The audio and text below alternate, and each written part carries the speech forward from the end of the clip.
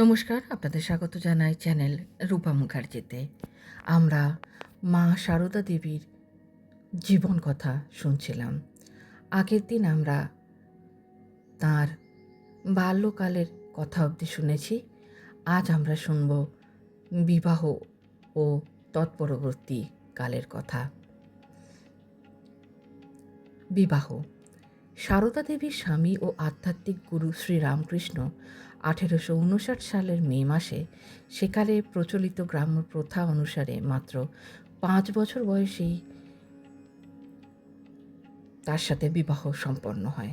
শ্রীরামকৃষ্ণের বয়স তখন 23। এই সময় শ্রীরামকৃষ্ণ কঠোর ব্রহ্মচর্য অনুশীলন করেছিলেন।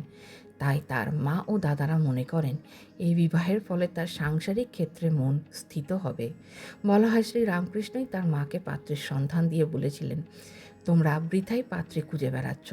জয়রামবাটির রামচন্দ্র মুখুজ্জের বাড়ি যাও, সেখানেও চালকলা বাঁধা অর্থাৎ পাত্রী স্থির করা আছে।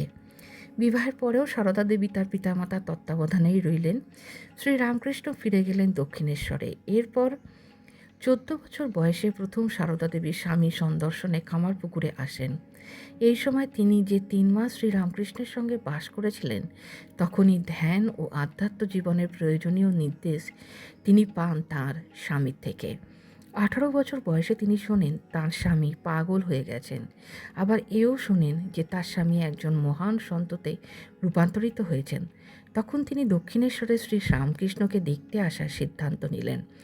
পদব্রজে দক্ষিণেশ্বরে আসতে গিয়ে তিনি অত্যন্ত অসুস্থ হয়ে পড়েন এবং কথিত আছে কালীর মতো ঘোর কৃষ্ণবর্ণা এক নারী দিব্য দর্শনে তাকে সুস্থ হয়ে ওঠার অভয়বাণী শোনান।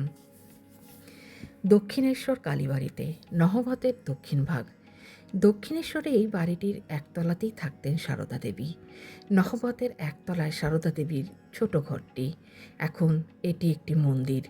1872 সালে দক্ষিণেশ্বরে আসার পর তার ভয় ও সন্দেহ অপসারিত হয়।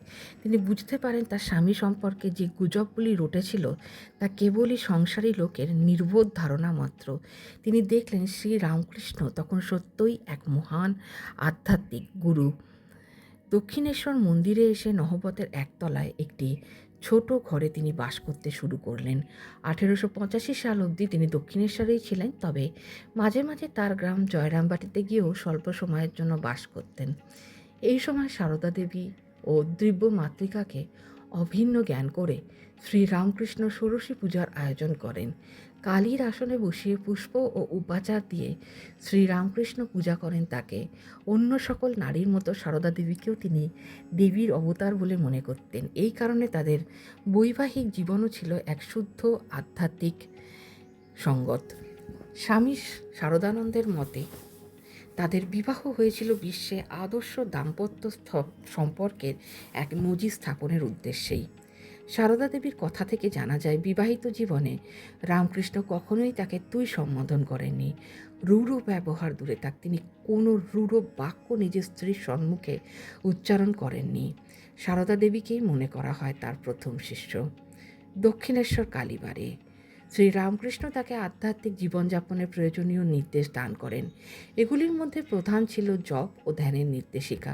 প্রতিদিন রাত 3টের সময় ঘুম থেকে উঠতেন এবং সর্বদা লজ্জাপটাবৃত্তা ছিলেন বলে সূর্যোদয়ের পূর্বেই নির্জনে গঙ্গা স্নান সম্পন্ন করতেন। বেলা 1টার আগে যতক্ষণ না লোকজনের আনাগোনা বন্ধ হতো তিনি বাইরে বের হতেন না। তিনি এতটাই নিঃশব্দে এবং অলক্ষিত হয়ে বাস করতেন যে মন্দিরের ম্যানেজার একবার বলেছিলেন, আমরা জানতাম তিনি এখানে বাস করেন, কিন্তু কোনোদিন চোখে দেখিনি। কথিত আছে শ্রী রামকৃষ্ণ দিব্যদৃষ্টিতে দেখেছিলেন যে তার আধ্যাত্মিক প্রচার কার্য পরবর্তীকালে চালিয়ে নিয়ে যাবেন সারদা দেবী।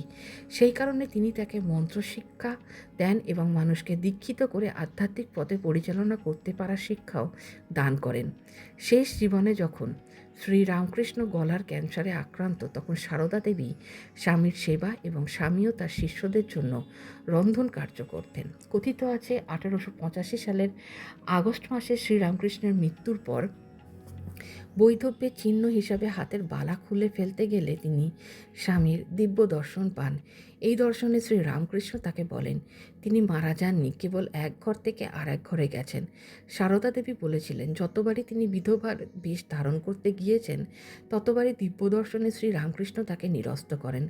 যাই হোক, শ্রী রামকৃষ্ণের মৃত্যুর পর তাকে কেন্দ্র করে অঙ্কুরিত ধর্ম আন্দোলনে এক অত্যন্ত গুরুত্বপূর্ণ ভূমিকা পালন করেছিলেন সারদা দেবী। শ্রী মায়ের অবদান কিন্তু কখনোই ভোলার নয়। সারদা দেবীর অবদান আজও বাঙালির ঘরে ঘরে সমানভাবে সমাদৃত। আমরা পরবর্তী দিনে মা সারদা জীবন কাহিনী বাকি অংশটুকু শুনব। আজ এখানেই শেষ করছি। ভালো থাকুন, সুস্থ থাকুন, ঠাকুর ও মায়ের নাম সর্বদা স্মরণ করুন। ধন্যবাদ, নমস্কার।